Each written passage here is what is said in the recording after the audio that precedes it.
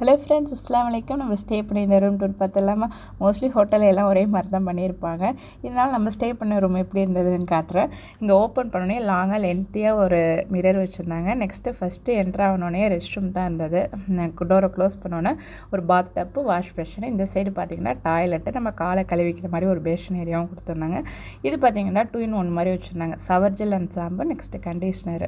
Next area பார்த்திங்கன்னா dressing area தான். Dressing ஏரியாவும் நல்லா ஸ்பேசியஸாக இருந்தது. நம்ம திங்ஸ் எல்லாம் வைக்கிறதுக்கு ஆப்போசிட்டில் ஒரு ஹேங்கிங் ஏரியா மாதிரி கொடுத்துருந்தாங்க. இந்த சைடு ஒரு மினி லாக்கர் ஒன்று கொடுத்துருந்தாங்க. நெக்ஸ்ட்டு ட்ராலாம் இருந்தது. அப்படியே நம்ம வெளியில் வந்தோம்னா பெட்டுக்கு ஆப்போசிட்டில் டிவி யூனிட் கீழே ஒரு மினி ஃப்ரிட்ஜ் வச்சுருந்தாங்க.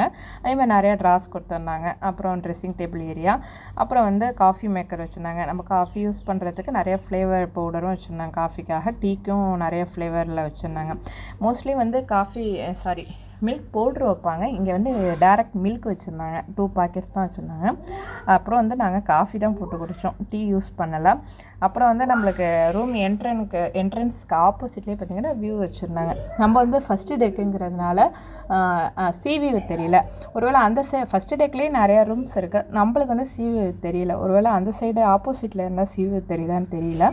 இங்கே வந்து என்ட்ரன்ஸ் வியூ தான் இருந்தது. இதுதான் ஃப்ரெண்ட்ஸ் நாங்கள் ஸ்டே பண்ணியிருந்த ரூம். எப்படி இருந்தது கமெண்ட் பண்ணுங்கள். இன்ஷால்லா நெக்ஸ்ட் இன்ட்ரெஸ்டிங்கான வீடியோவில் பார்க்கலாம். பாய்.